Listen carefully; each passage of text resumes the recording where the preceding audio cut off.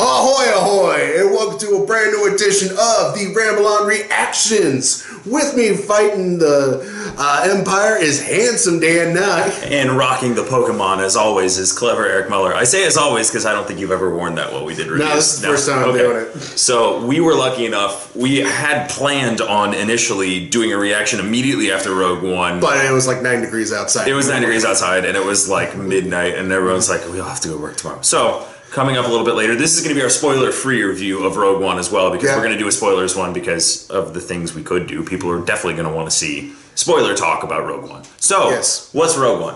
Rogue One is the story of gin and tonic. What is it? Gin and juice. Gin and juice. Oh my god, there was a missed opportunity for a character name if I've ever heard of one. Right, like the handsome captain should have been named Juice. Mm-hmm. Yeah, definitely. Or the android. Oh, no, the android was fantastic. But it's pretty much the story behind how the rebellion got the plans to the Death Star. And it's pretty much the Star Wars war movie, The Dirty Dozen. I mean, it's fantastic. Like, this is, you go into it knowing, like, this is the first time. This movie, I feel like, had a lot of pressure and didn't have a lot of pressure at the same time, because when we got The Force Awakens last year, everyone... You can tell there was pressure. There was so much pressure, like, oh my god, how is this going to compare to the prequels? And it's like, Force Awakens did what it needed to do, which is what it got everyone back into that universe. It re-jumped the story, and this is the first time... And retold A New Hope. While this one sets you up for A New Hope, literally...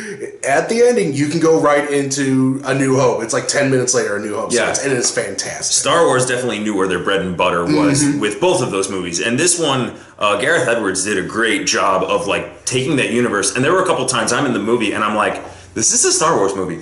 Like, there were a couple times, like, when they're not overly, like, shoving the Empire down your throat, or they're not overly making references to the Force. You're just kind of like, this is turning into kind of a good, like, spy thriller. Yeah, almost. It really is. Like, it holds up on its own. And another great thing this movie does is have great characters. Oh my god, yes. Alan Tunick's robot. Yeah, fantastic. Stole the show. He was the best part. He was the sassy killer robot you've always dreamed of. That you were waiting. How many colors of wash did you get coming through in this performance too? Like, once he started piloting, I was concerned. Oh, too soon.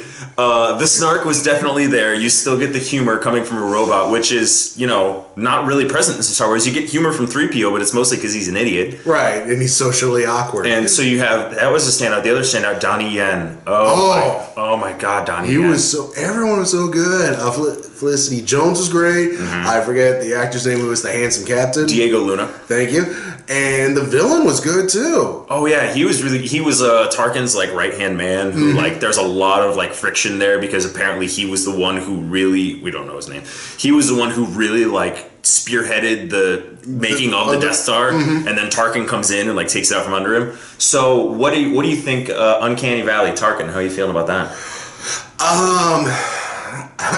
I liked it. I mean, at first I couldn't tell that it was... Oh, I knew it was CGI. Yeah. But I was like, at the end of it, I was like, there was no way they could have done this without Tarkin, because there's no actor out there right now that closely resembles Peter Cushing. So just do it. Get it. And pretty much you had the great Mon Mothma like look-alike. She was cast perfectly. But like the Tarkin thing totally surprised me. And I was like, whoa. Because when we talk about the Uncanny Valley, it's like there's a diminishing returns where it's like obviously CGI or robots, like they're going to look kind of similar to humans, but not really, and it's going to screw with your head. This one, I couldn't tell at all. Like, you know it's CGI because he's clearly not alive anymore, but it's so well done, it didn't take me out of the movie for a minute. Yeah, it's probably the best use of that since Michael Douglas and Ant-Man. Yeah, well, but Michael Douglas is still around, so it was right, like a deep but it was 80s Michael Douglas. It's true. Anyway, more points. We got to talk about things without getting into spoilers, too. Well, let's see how about this. Let's go into what we didn't like about it. And my only thing is, it's the fan service. There was too much fan service. I enjoyed the fan service, but I can definitely see... There was moments where it was unnecessary. Yeah, I don't think we needed to see... This isn't going to spoil anything. I don't think we needed to see 3PO and R2-D2. Exactly. That's one of them. They pop up in there. There are a couple ones that I really enjoyed, and I felt like they added something. That one I could have done without.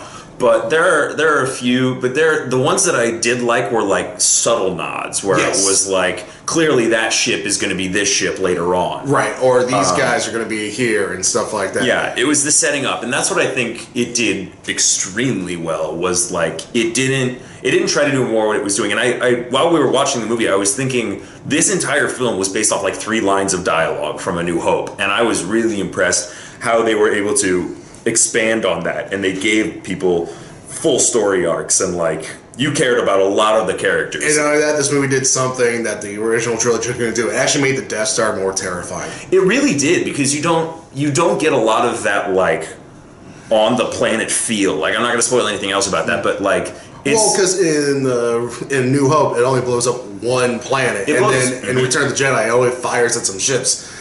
You see why it's such a devastating weapon and why they need it destroyed, and that is fantastic. I will say that, and that's a lot of the movie, is the gravity of the situation with the Death Star. It's like, this is a thing, because it's like, it's a big deal in A New Hope, but you don't really know what it's capable of, also because they never show Alderaan. They never show people on the planet. It was, I guarantee it was like a budgetary thing. And well, it's like, also, this movie's, it's also about decisions, you know, it's...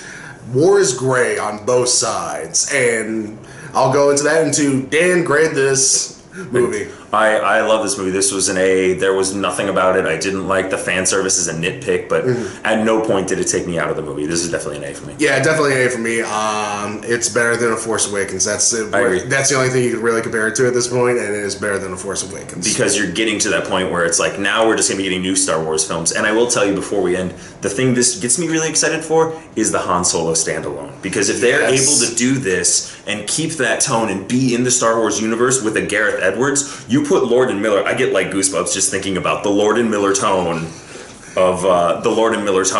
in the Star Wars universe. So, as always, thank you for watching. Like, comment, subscribe, share. Let us know what you thought of Rogue One. Everybody's going to see this movie. You know everyone's going to see this movie. Don't deny yourselves. Yeah, seriously, go see the movie. It's definitely a theater experience. So, that's Clever Eric Muller. That's Handsome Dan Nye. As always, ahoy, ahoy. Ramble on.